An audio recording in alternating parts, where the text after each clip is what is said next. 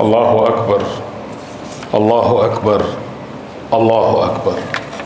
الحمد لله رب العالمين، والصلاة والسلام على أشرف الأنبياء والمرسلين وعلى آله وصحبه أجمعين.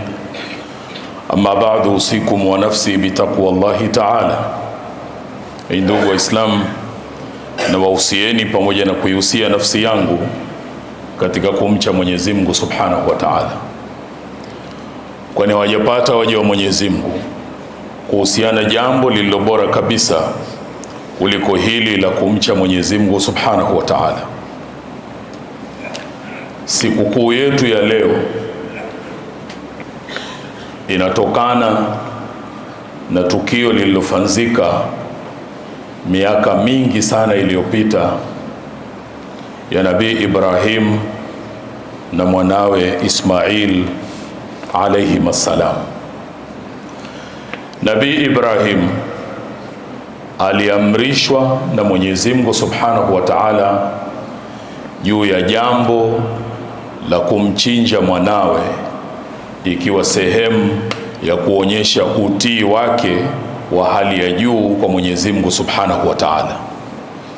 Halikuwa jambo dogo, mpaka Mwenyezi Mungu Subhanahu wa Ta'ala anatuambia katika Qur'ani, inna hadha lahuwa albala'ul mubin, kwamba huu ulikuwa ni mtihani ulio wazi wazi kwake Nabii Ibrahim, lakini na kwa mwanawe Ismail. Mtihani huu wote wawili walifaulu.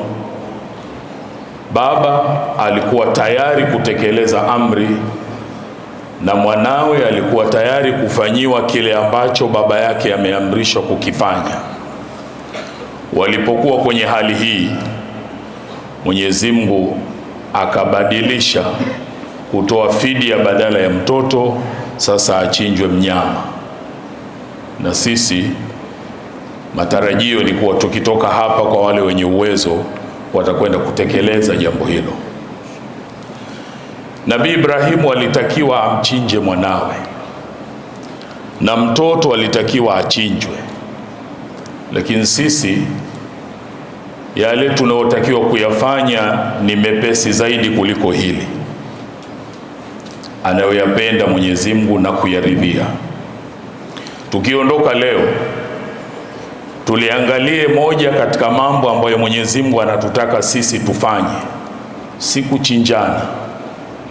Anatutaka tuunge udugu.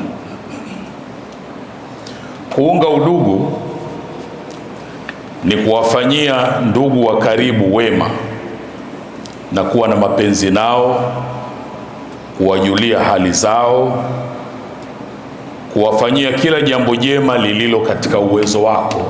Hiyo ndio inaitwa silatur rahim. Sisi katika tulioamrishwa si kuchinjana, tumeamrishwa kuunga udugu. Na kuunga udugu ni katika mambo yaliyo makubwa katika Uislamu, ambayo Mwenyezi Mungu anamtaka kila Muislamu kufanya. Anatueleza katika hadithi al-Qudsi, wa man wasalaki wasaltuhu wa man qata'aki qata'tu, atakaye kuunga nami nitamuunga. Yani yule atakayewafanyia wema ndugu zake, akadumu katika kuwasiliana nao, Mwenyezi Mungu anasema na mimi nitamuunga, maana nitamfanyia wema na nitamneemesha. Na yule atakayewahama ndugu zake, asiwafanyie wema, asifanye mawasiliano nao, Mwenyezi Mungu anasema na mimi nitamkata. Lakini fadhila za kuunga udugu, Bwana Mtume sallallahu alaihi wasallam anasema, man sarrahu an yubsata lahu fi rizqihi, yule anayependa kuongezewa kwenye riziki yake, kwa maana ya kuwa na riziki yenye baraka na kheri,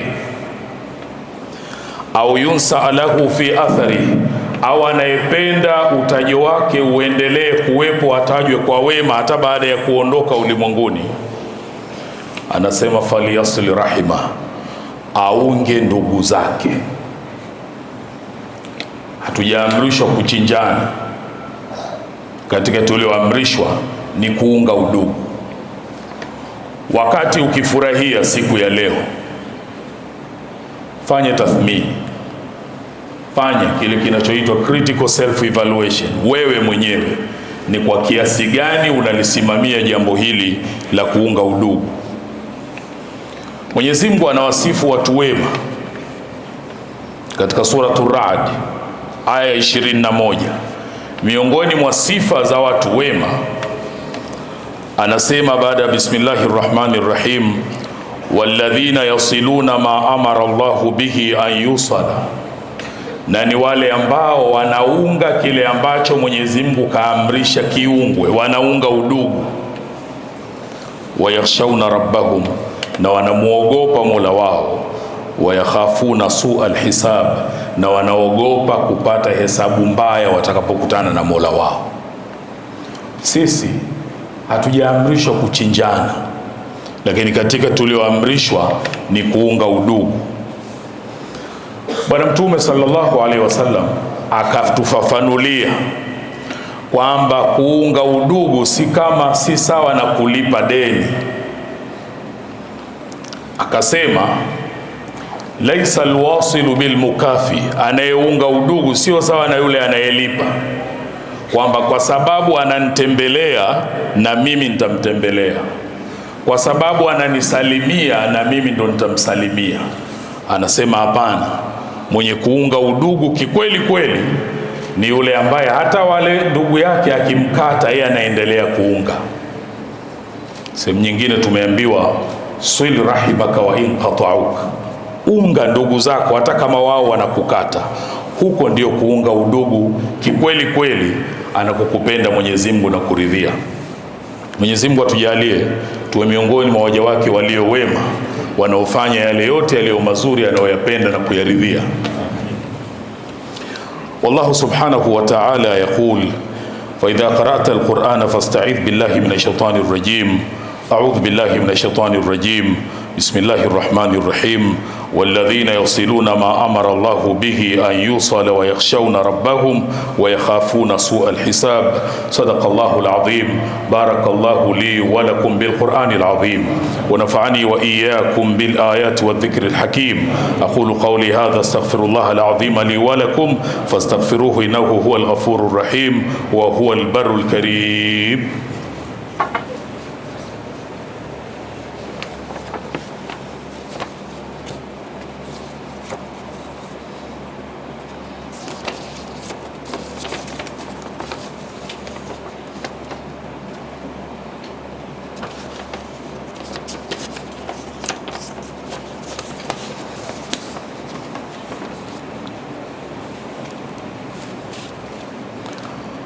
الله أكبر الله أكبر الله أكبر الله أكبر الله أكبر الله أكبر الله أكبر.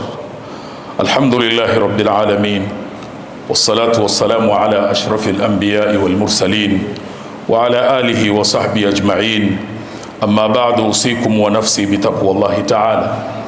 Ndugu Waislamu, na wausieni pamoja na kuihusia nafsi yangu katika kumcha Mwenyezi Mungu Subhanahu wa Ta'ala, kwani hawajapata waja wa Mwenyezi Mungu kuhusiana jambo lililo bora kabisa kuliko hili la kumcha Mwenyezi Mungu Subhanahu wa Ta'ala.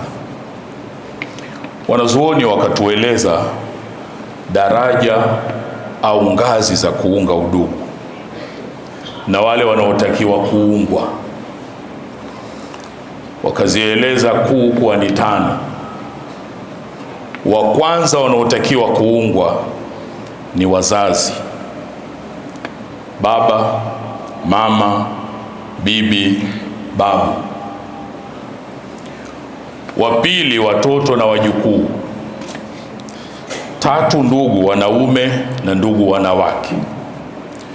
4 baba wadogo au wakubwa, mama wadogo au wakubwa. 5 wajomba na mashangazi, hawa wote na watoto wao. Baba na mama wamewekwa wa mwanzo katika kuunga udugu, Na madhara ya kukata udugu ni kukosa radhi za Mwenyezi Mungu Subhanahu wa Ta'ala. Mara nyingi kwenye kukata udugu huwa inaonekana ni huyu mwenye ndugu zake anapokata, lakini anayesababisha haonekani.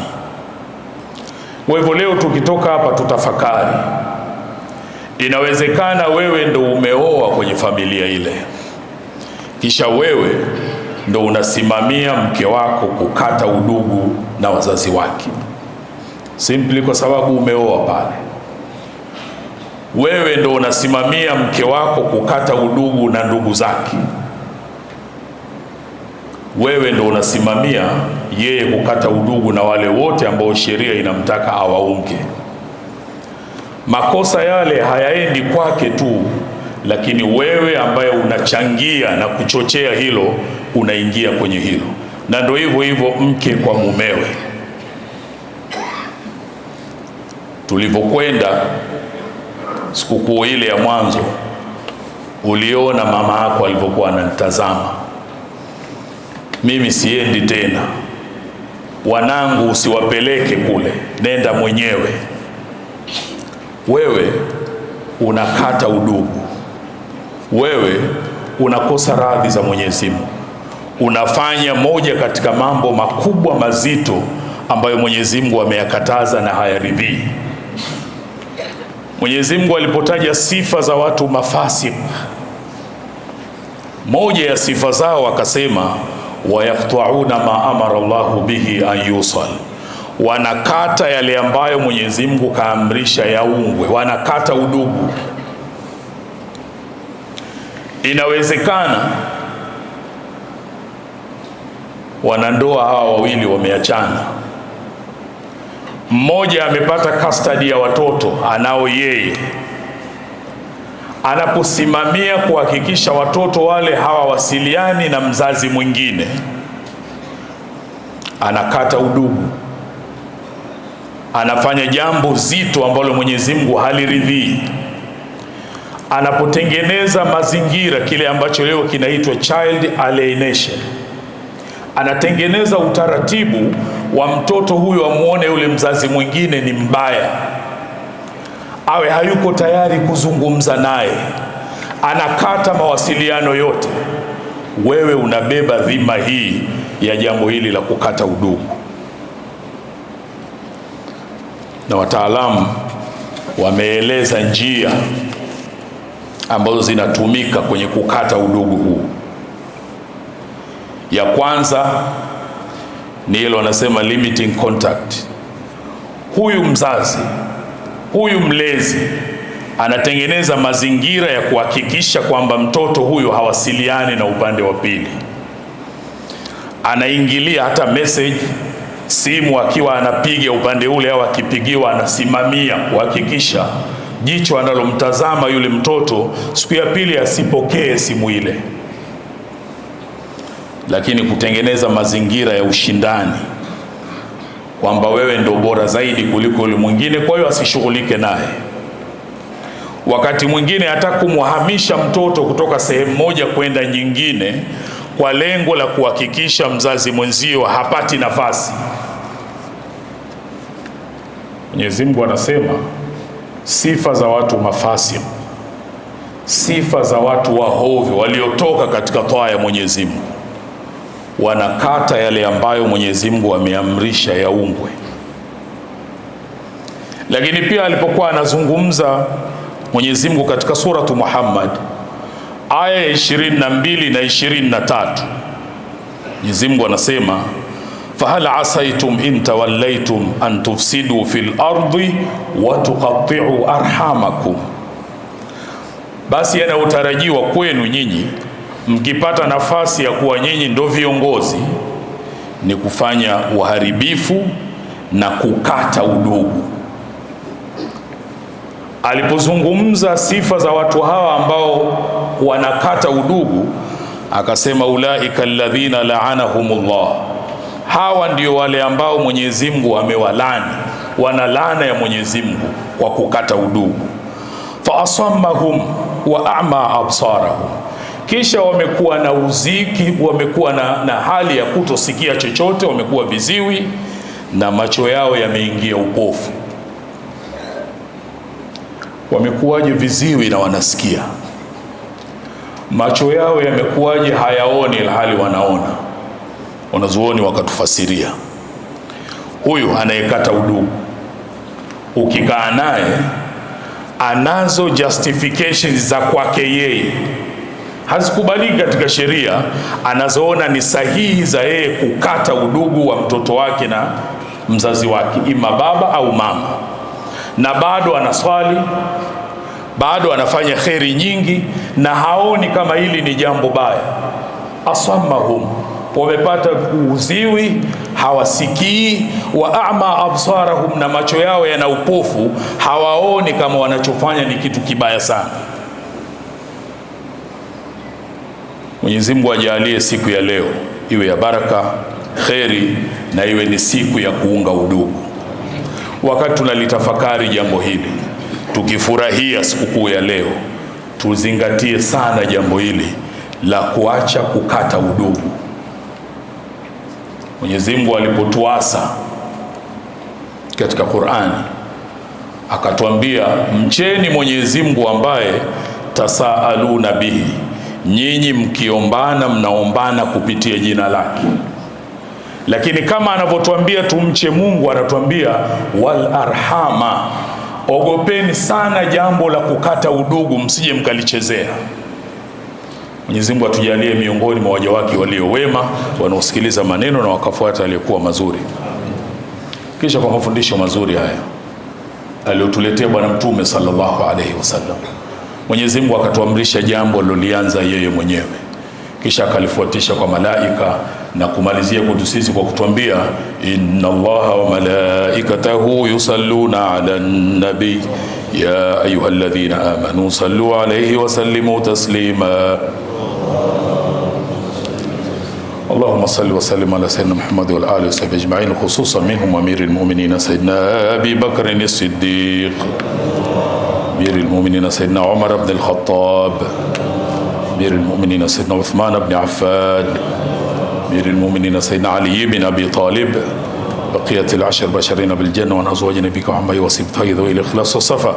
ربنا تقبل منا إنك أنت السميع العليم، وتب علينا إنك أنت التواب الرحيم. اللهم ألف بين قلوبنا وأصلح ذات بيننا، واهدنا سبل السلام، ونجنا من الظلمات إلى النور، وجنبنا الفواحش ما ظهر منها وما بطن، وبارك لنا في أسماعنا وأبصارنا وقلوبنا وأزواجنا وذرياتنا، وتب علينا إنك أنت التواب الرحيم، واجعلنا شاكرين لنعمتك مثنين بها قابلين لها، وأتمها علينا، والحمد لله رب العالمين. عيد مبارك.